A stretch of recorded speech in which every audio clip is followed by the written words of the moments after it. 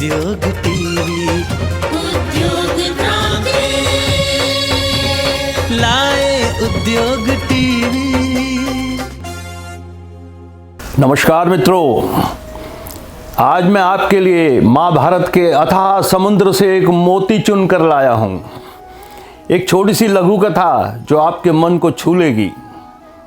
महाभारत युद्ध समाप्त हो चुका था।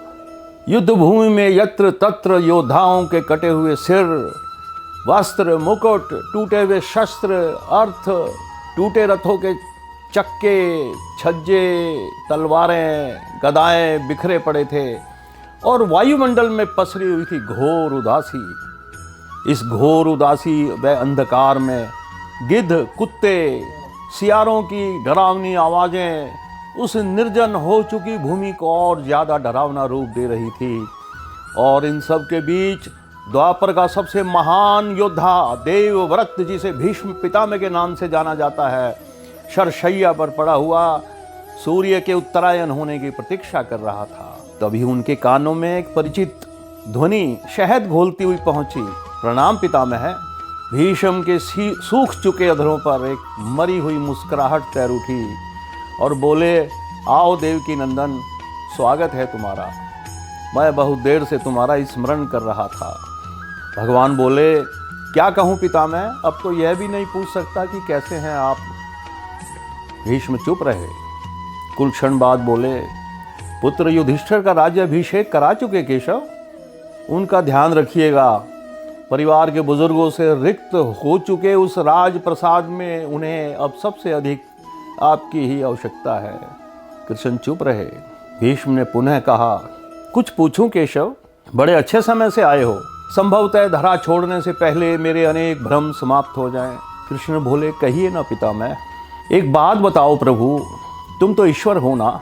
कृष्ण मुस्कुराए। उन्होंने बीच में ही टोका, नहीं पितामह, मैं ईश्वर नहीं, मैं तो आपका पौत्र हूँ पितामह, ईश्वर नहीं।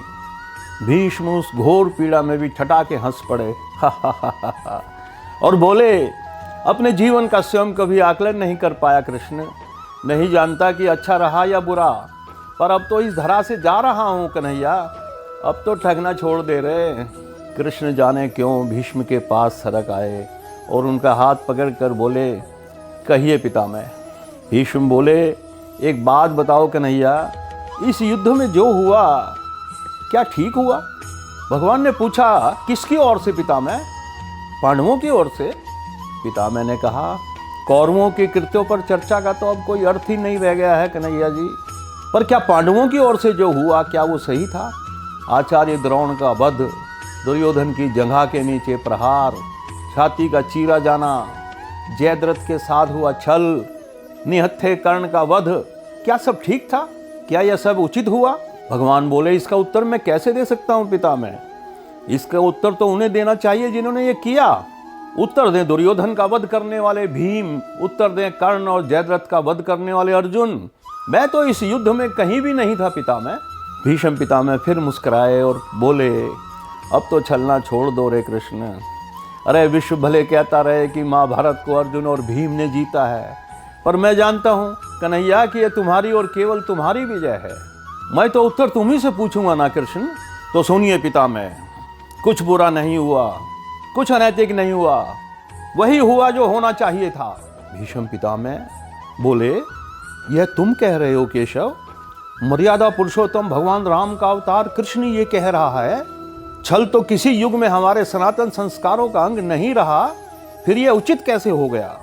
भगवान बोले, इतिहास से शिक्षा ली जाती है पितामह, पर निर्णय वर्तमान की परिस्थितियों के आधार पर ही लेना पड़ता है। हर युग अपने तर्कों और अपनी आवश्यकता के आधार पर अपना नायक चुनता है। राम त्रेता युग के नायक थे, मेरे भाग में द्वापर आया था। हम दोनों का निर्णय एक जैसा नहीं हो सकता पितामह।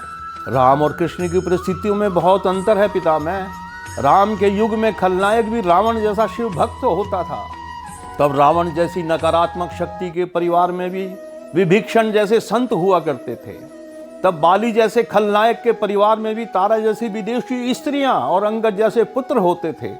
उस युग में खलनायक भी धर्म का ज्ञान रखते थे, इसलिए राम ने उनके साथ कहीं छल नहीं किया। किंतु द्वापर युग के भाग्य में कंस, जरासन, दुर्योधन, दुशासन, शकुनी, जयद्रथ जैसे घोर पापी आए। उनकी समाप्ति के लिए हर छल उचित है पितामह। पाप का अंत आवश्यक है पितामह, वे चाहे जिस विधि से हो।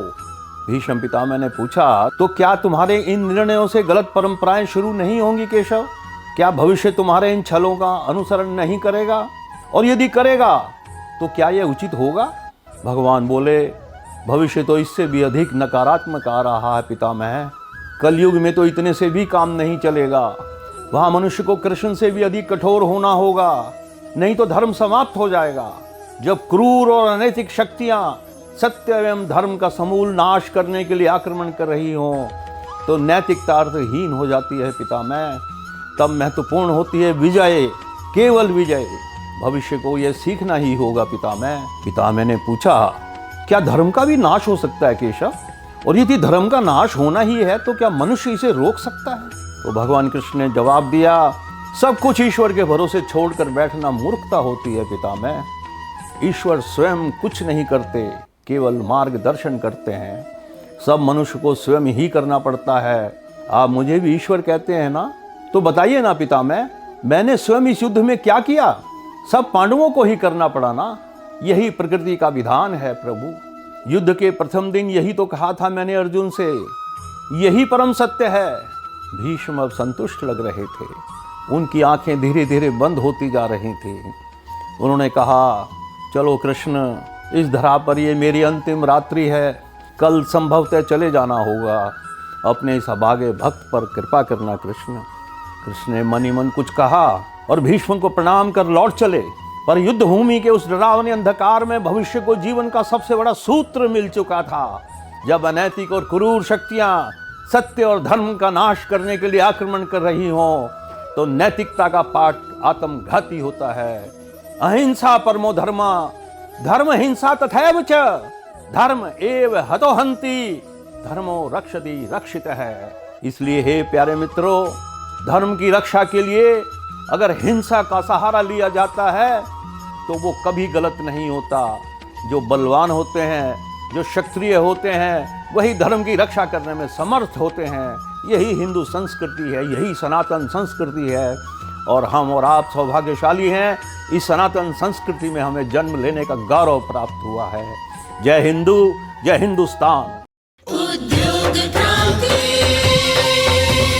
लाए उद्योग टीवी, उद्योग क्रांति लाए उद्योग